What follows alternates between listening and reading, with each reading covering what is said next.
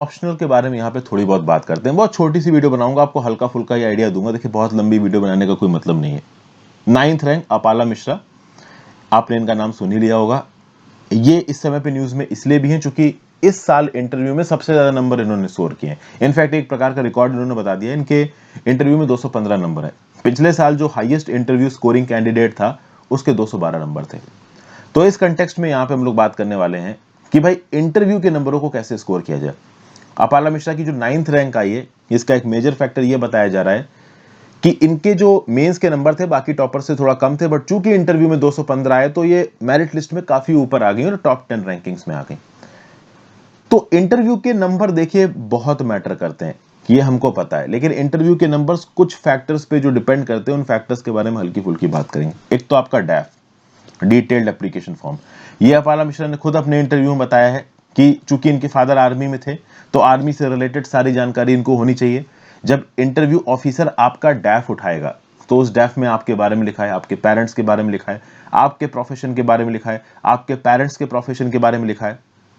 तो ऑब्वियस ही बात है उस पर्टिकुलर टॉपिक में से एक सवाल बन सकता है। मान लीजिए आपने मैकेनिकल इंजीनियरिंग करी है तो मैकेनिकल इंजीनियरिंग के किसी एक पर्टिकुलर सब्जेक्ट से आपका सवाल बन सकता है डेफिनेटली। जैसे फॉर एग्जांपल मैकेनिकल इंजीनियरिंग बनी और यूपीएससी के इंटरव्यू पैनल में कोई मैकेनिकल इंजीनियर ही बैठा है तो वो थ्योरी ऑफ मशीन्स या स्ट्रेंथ ऑफ, आप कह सकते हो सोम या टोम में से कोई भी सवाल उठा के आपसे पूछ देगा। मतलब रिलेटेड क्वेश्चंस आपसे पूछे जाते हैं। बट नॉर्मल कर केसेस में इंटरव्यूअर आपको खुद एक मौका देता है अपने इंटरव्यू को आगे बढ़ाने का। मैं इसको अपने एग्जाम्पल से आपको बताऊंगा। इंटरव्यू को बहुत हद तक पर्सनालिटी टेस्ट कहा जाता है, मतलब आपकी पर्सनालिटी का टेस्ट है, ये आपके नॉलेज का टेस्ट नहीं है। कितनी जनरल स्टडीज की आपको नॉलेज है, कितने आपके स्टैटिक के कंसेप्ट्स क्लियर हैं, इस चीज का टेस्ट नहीं है। अब समझिए बात को, सोशल इश्यूज के ऊपर बातचीत होगी तो आपसे किसी पर्टिकुलर गवर्नमेंट स्कीम का नाम पूछा जा सकता है, कुछ ऐसी चीजें पूछी जा सकती हैं, तो नॉलेज यहां पे इंक्लूडेड है। बट ऑलरेडी ये मेंस और प्रीलिम्स, इसके लिए जितनी आपने पढ़ाई की है उतनी नॉलेज यहां पे इनफ है। आपके डैफ में जो चीजें भी लिखी हैं उसकी नॉलेज आपको होनी चाहिए।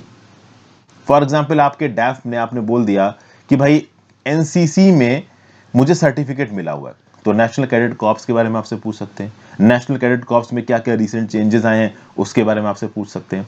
आर्मी की क्या डेजिग्नेशंस होते हैं, ओवरऑल इस समय पे शॉर्ट सर्विस कमीशन और परमानेंट कमीशन में क्या क्या डेजिग्नेशंस चल रही हैं आर्मी के, ये आपसे पूछ सकते हैं। खासकर अगर आपके घर में कोई भी आर्मी से रिलेटेड है तो पूछ सकते हैं। मैं आपका अपना एक एग्जांपल देता हूं। एक इंटरव्यू था, मैं देने गया। जिस दिन मेरा इंटरव्यू था उस दिन सुबह सुबह थोड़ी बारिश हुई थी। इंटरव्यू मेरा इलाहाबाद में था। मैं इलाहाबाद में जब इंटरव्यू देने पहुंचा, सेंट्रल गवर्नमेंट का इंटरव्यू था, मोस्ट प्रोबेबली एक आईएएस ऑफिसर बैठ के ले रहा था। तो उसने पूछा how has been your day, क्या आप इलाहाबाद से आ रहे हैं? तो मैंने बोला नहीं सर, मैं इलाहाबाद से नहीं आ रहा हूं, मैं लखनऊ से आ रहा हूं। ओके, तो कैसा रहा दिन आज का?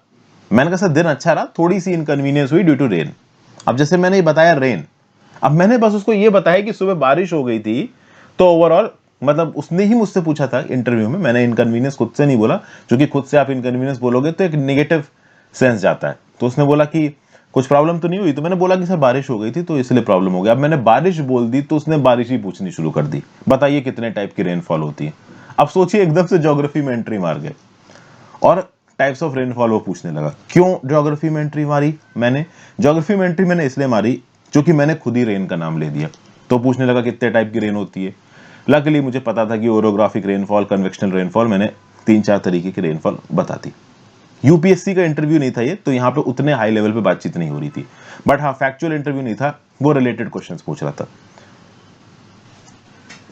फिर शायद उस इंटरव्यूअर को योगा में बड़ा इंटरेस्ट था और इंटरनेशनल योगा डे उस समय पे शुरू किया गया था। तो मुझसे पूछता है कि योगा के आसन, योगा में इंटरेस्ट रखते हो? मैंने तुरंत बोल दिया सर मैं नहीं रखता इंटरेस्ट, क्योंकि योगा में मुझे कुछ नहीं पता। अगर मैं गलती से भी उसको बोल देता कि हाँ योगा में इंटरेस्ट रखता हूं तो मेरा बर्बाद होना था इंटरव्यू उस दिन। फिर एकदम से उसने मुझे इकोनॉमिक परफॉर्मेंस के बारे में पूछा, इंडिया की, चाइना की। उसने मुझसे पूछा कि बताइए चाइना इंडिया से ज्यादा इकोनॉमिकली एडवांस क्यों है? तो मैंने बताया गवर्नमेंटल सेटअप एक रिस्पॉन्सिबिलिटी है, इंडिया एक डेमोक्रेसी है, चीजों के अगेंस्ट एजिटेशन होता है, चाइना एक वन पार्टी रूल है, एजिटेशन नहीं होता है। जैसे ही मैंने बोला वो कम्युनिज्म, सोशलिज्म इस पे पहुंच गया, मार्क्सिज्म के बारे में पूछने लगा। तो वहां थोड़ा फंस गया था मैं। तो बेसिकली मैं आपको यहाँ क्या बताने की कोशिश कर रहा हूँ? बताने की कोशिश मैं ये कर रहा हूं कि देखिए एक इंटरव्यू में एक अगर अच्छा इंटरव्यूअर बैठा होगा तो वो आपको मौका देगा आपका इंटरव्यू आगे बढ़ाने का। कोई भी सवाल पूछेगा आप उसमें मौके खंगाल सकते हो। इनफैक्ट जो आपका पहला क्वेश्चन पूछता है ना कि tell me something about yourself, तो tell me something about yourself में केवल आपका नाम जॉब नहीं आती है, उसके साथ साथ आपके इंटरेस्ट भी आते हैं। अब उस इंटरेस्ट में कोई आप एक ऐसा पॉइंट जोड़ सकते हो जिससे ऑटोमेटिकली वो डिस्कशन आगे बढ़ेगा। जैसे फॉर एग्जांपल अगर आप पॉलिटिक्स में इंटरेस्ट रखते हो तो आप इसी tell me something about yourself में लिख सकते हो कि sir I like reading political news, इस टाइप से आप बोल सकते हो, खुद अपनी तरफ से बोल सकते हो। लेकिन याद रखना जो भी आप खुद अपनी तरफ से बोल रहे हो उस पर काउंटर क्वेश्चन आएगा, इस बात के 80% चांसेस हैं। तो पॉलिटिक्स में अगर अपने आप को बॉस समझते हो तो ही इस प्रकार के रिस्क लेना, किसी भी फील्ड में अगर अपने आप को बॉस समझते हो तो ही इस प्रकार के रिस्क लेना, और रिस्क आपको लेने पड़ेंगे। क्योंकि अगर आपने अपना इंटरेस्ट शो नहीं किया वहां पे तो फिर वो इंटरव्यूअर अपने इंटरेस्ट से सवाल पूछेगा, और अपने इंटरेस्ट से सवाल पूछने के लिए अथाह दुनिया है, आप कहीं ना कहीं फंस जाओगे। तो पता चला कि आप मैकेनिकल इंजीनियर हो या पावर इंजीनियर हो, मेरी उसमें लिखा है पावर इंजीनियर, तो पता चला मैं अगर इंटरव्यू को खुद गाइड नहीं करूंगा तो कहो मुझसे ब्रेटन साइकिल, जूल साइकिल जाने क्या क्या पूछने लग जाए, तो वहां तो मैं फंसना ही तय है फंसना। तो ये पूरा का पूरा यहाँ पे सीन है। पर्सनालिटी टेस्ट में डेफिनेटली वो नॉलेज इनफ है जो अब तक आपने प्री और मेंस में पढ़ रखी है, बट पर्सनालिटी इंटरव्यू बहुत हद तक आपके डैफ पे डिपेंड करता है। और डैफ में भी जो कॉलम होता है ना, एक्स्ट्रा को करिकुलर एक्टिविटीज, या फिर आपने अलग क्या किया है, उस कॉलम को तो बहुत ध्यान से पढ़ते हैं ये एग्जामिनर, ये इंटरव्यूअर्स, क्योंकि उस कॉलम से वो क्वेश्चन बनाते हैं। ओके, ग्रेजुएशन तो क्या है कि अब ग्रेजुएशन खत्म किए हुए 2-3 साल हो गए, तो इंटरव्यूअर को भी पता है कि यार ग्रेजुएशन से रिलेटेड चीजें भूल गया होगा। किसी ने मैकेनिकल इंजीनियर, इलेक्ट्रिकल इंजीनियरिंग कर रखी है तो अभी नॉर्टन थ्योरम क्या होती है नहीं याद होगा इलेक्ट्रिकल इंजीनियर को, एक बार को ये चल जाएगा। लेकिन आप रिसेंटली किन एक्टिविटीज से इन्वॉल्व हो, आपके रिसेंट क्या इंटरेस्ट है, अगर उन रिसेंट इंटरेस्ट से रिलेटेड आप क्वेश्चन आंसर नहीं कर पाए, फंस जाओगे। छोटे छोटे जो इंटरव्यू होते हैं बैंक पीओएसएससी टाइप के, छोटे नहीं है वो भी बड़ी नौकरी है, अब यूपीएससी के कंपैरिजन में कह रहा हूं, तो उसमें भी अभी जैसे किसी एक पर्टिकुलर मेरे दोस्त ने बोल दिया कि मुझे लॉन टेनिस का शौक है, अभी उससे लॉन टेनिस के नियम कानून पूछने लगा, वो बता ही नहीं पाया, नंबर उसके बाद बिगाड़ दिए, 50% भी नंबर नहीं दिए इंटरव्यू में। तो ये है भाई इंटरव्यू का तरीका, जो भी आपके डैफ में लिखा है और जो भी आप अपनी वाणी से बोल रहे हो, मुंह से बोल रहे हो, उससे रिलेटेड आपकी नॉलेज अच्छी होनी चाहिए, क्योंकि सवाल उसी में से आएगा।